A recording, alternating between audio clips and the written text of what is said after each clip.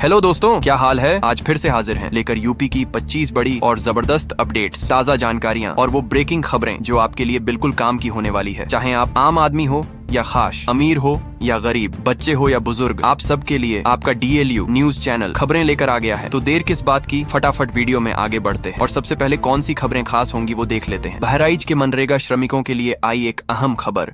अब बिना इस नए नियम को पूरा किए मजदूरी मिलना मुश्किल हो सकता है। क्या है ये नई प्रक्रिया, जानिए पूरी खबर में। सोने की कीमतों में फिर दिख रही है तेजी, लेकिन विशेषज्ञ नीलेश शाह ने जो कहा है वो सुनकर निवेशक हैरान रह जाएंगे। आखिर क्या है उनका बड़ा बयान, जानिए आगे। दिल्ली NCR में दिवाली से पहले अवैध पटाखों की धूम, सरकार की रोक फिर भी बेअसर। आखिर क्यों नहीं थम रही ये बिक्री, पूरी कहानी जानिए वीडियो में। दिवाली पर आगरा लखनऊ एक्सप्रेसवे से सफर करने वालों के लिए खुशखबरी, इस बार एक टोल फ्री तोहफा मिलने वाला है। लेकिन ये सुविधा कब और कहां तक, जानिए आगे। दिवाली की उड़ान अब जेब पर भारी, यूपी के यात्रियों के लिए हवाई किराए अचानक कई गुना बढ़ गए हैं। आखिर क्यों बढ़ी टिकटों की कीमतें, पूरी जानकारी जानिए वीडियो में। तो दोस्तों, ऐसे ही पूरी 25 खबरों को विस्तार से देखेंगे, लेकिन वीडियो में आगे बढ़ने से पहले अगर अभी तक आपने इस वीडियो को लाइक और चैनल को सब्सक्राइब नहीं किया है तो अभी करें। और इसके साथ ही कौन सी खबर आपके जिले या राज्य से जुड़ी थी ये हमें कमेंट में जरूर बताइए। तो चलिए शुरू करते हैं पहली खबर से। बहराइच में मनरेगा के 3,29,000 श्रमिकों के लिए जरूरी अपडेट। उन्हें अब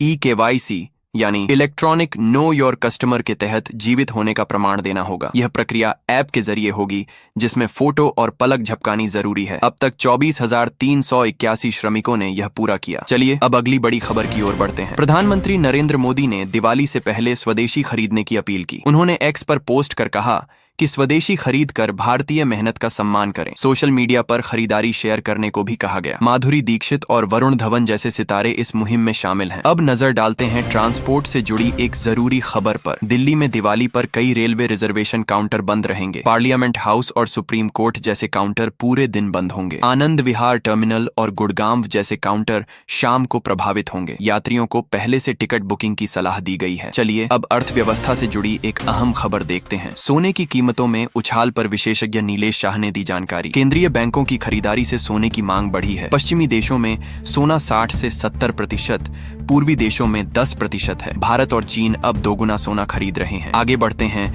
अंतरराष्ट्रीय व्यापार की एक बड़ी खबर पर। ट्रंप के टैरिफ प्लान के बावजूद भारत ने निर्यात में संतुलन बनाया। सितंबर 2025 में अमेरिका को निर्यात 11.9% घटा, लेकिन अन्य देशों में 10.9% की बढ़ोतरी हुई। क्रिसिल की रिपोर्ट कहती है कि व्यापार घाटा GDP का 1% रहेगा। अब आखिर में सुप्रीम कोर्ट के आदेशों का उल्लंघन हो रहा है। अवैध पटाखों की बिक्री नकली ग्रीन लेबल और फर्जी QR कोड के साथ जारी है। लाजपत राय मार्केट और सदर बाजार में कोड वर्ड से खरीद बिक्री हो रही। पुलिस ने 40 किलोग्राम पटाखे जब्त किए, पर बिक्री नहीं रुकी। दोस्तों चलिए अब रेलवे की एक बड़ी योजना से शुरू करते हैं। दिवाली और छठ पूजा के लिए भारतीय रेलवे ने 1,702 स्पेशल ट्रेनें चलाने का ऐलान किया है। इनमें 800 से ज्यादा ट्रेनें उत्तर प्रदेश, बिहार, पश्चिम बंगाल और पूर्वोत्तर राज्यों के लिए होंगी। स्टेशनों पर होल्डिंग एरिया, अतिरिक्त टिकट काउंटर और मोबाइल UTS ऐप से बुकिंग सुविधा उपलब्ध होगी। रेल मंत्री अश्विनी वैष्णव ने सोशल मीडिया पर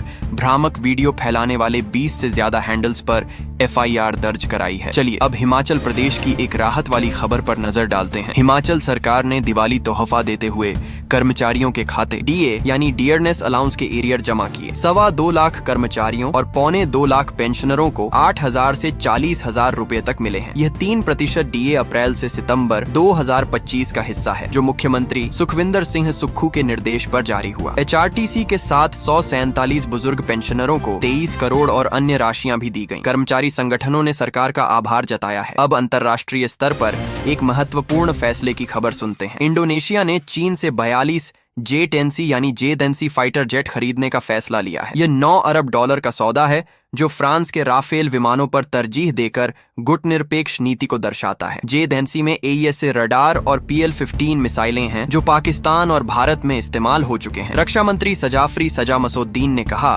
कि ये जेट जल्द जकार्ता के आसमान में उड़ेंगे। विशेषज्ञों का मानना है कि यह विविधीकरण सही है, लेकिन एयरफोर्स एकीकरण पर सवाल खड़े करता है। चलिए अब उत्तर प्रदेश की एक अनोखी घटना पर आते हैं। शाहजहांपुर में राज्य विश्वविद्यालय के प्रोफेसरों ने डोनाल्ड ट्रंप के लिए उल्लू पूजन किया। ये छोटी दिवाली पर गांधी पार्क में हुआ, जहां ट्रंप के टैरिफ युद्ध के खिलाफ बुद्धि के अंधकार को दूर करने का प्रयास था। डॉक्टर अनुराग अग्रवाल और विकास खुराना जैसे प्रोफेसरों ने उल्लू की आरती उतारी। ये 2009 से चली आ रही पृथ्वी संस्था की वार्षिक परंपरा है, जो विश्व समस्याओं पर जागरूकता फैलाती है। ट्रंप के फैसलों को उल्लू का प्रतीक बताया गया। अब चित्रकूट से जुड़ी एक गंभीर खबर पर नजर डालते हैं। चित्रकूट कोषागार के 33 करोड़ 13 लाख रुपए के घोटाले के मुख्य आरोपी संदीप श्रीवास्तव की मौत हो गई। पुलिस पूछताछ के दौरान शनिवार शाम कोतवाली में उनकी तबीयत बिगड़ी और हार्ट अटैक से प्रयागराज मेडिकल कॉलेज में निधन हुआ। परिजनों ने हिरासत में मौत का आरोप लगाया है, क्योंकि बिना मजिस्ट्रेटी आदेश के 24 घंटे से ज्यादा रखा गया। सपा अध्यक्ष अखिलेश यादव ने निष्पक्ष जांच की मांग की है। घोटाले में कई लोगों की संलिप्तता उजागर होने की आशंका है। चलिए अब हाथरस की एक सड़क दुर्घटना की अपडेट लेते हैं। आगरा अलीगढ़ हाईवे पर हाथरस में 4 कारों की आमने सामने टक्कर हो गई। ये हादसा सुबह के समय हुआ, जिसमें कई लोग घायल हो गए। स्थानीय पुलिस ने तुरंत राहत कार्य शुरू किया और घायलों को नजदीकी अस्पताल पहुंचाया। ट्रैफिक जाम की स्थिति बनी, लेकिन जल्द ही साफ कर ली गई। प्रमुख कारण तेज रफ्तार और कोहरे का बताया जा रहा है। अब एक धोखाधड़ी केस की बड़ी खबर पर आते हैं। उत्तर प्रदेश में डॉक्टरों और व्यापारियों को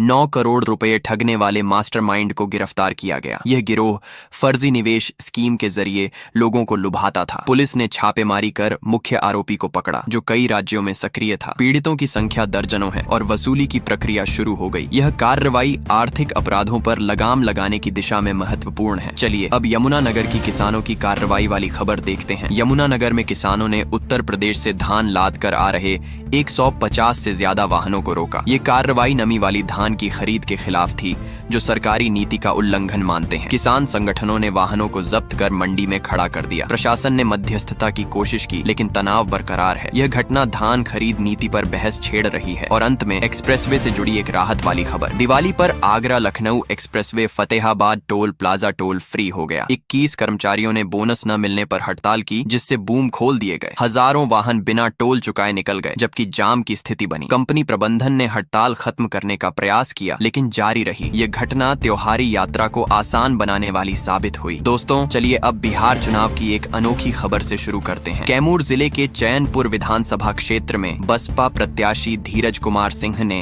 हाथी पर सवार होकर नामांकन दाखिल किया। यह शनिवार को भभुआ अनुमंडल कार्यालय में हुआ, जहां बड़ी भीड़ उमड़ी और समर्थकों ने नारेबाजी की। कुल 13 उम्मीदवारों ने नामांकन भरा, जिसमें जदयू, राजद, भाजपा और आप के दावेदार शामिल हैं। सुरक्षा व्यवस्था कड़ी थी। दस्तावेज जांच के बाद सभी फॉर्म स्वीकार हो गए। चलिए अब उत्तर प्रदेश की यात्रा महंगाई वाली खबर पर नजर डालते हैं। दिवाली पर घर लौटने वाले यूपी वासियों के लिए यात्रा खर्च आसमान छू रहा है। मुंबई से लखनऊ का हवाई टिकट 30,000 रुपए तक बिक गया, जो सामान्य से 6 गुना ज्यादा है। एयरलाइंस जैसे अकासा, इंडिगो और एयर इंडिया में यह उछाल देखा गया। ट्रेनों में भी नो रूम की स्थिति। तत्काल कोटे की 418 सीटों में से सिर्फ 16 कंफर्म हुई। चारबाग स्टेशन पर यात्रियों की भारी भीड़ जमा है। अब हरियाणा की ग्रामीण विकास वाली एक सकारात्मक खबर सुनते हैं। हरियाणा सरकार ने ग्राम पंचायतों को चाय पानी के लिए 4,000 रुपए तक की राशि स्वीकृत की। यह ग्राम सभा बैठकों के दौरान खर्च के लिए है, ताकि सहभागिता बढ़े। विकास एवं पंचायत विभाग के निर्देश पर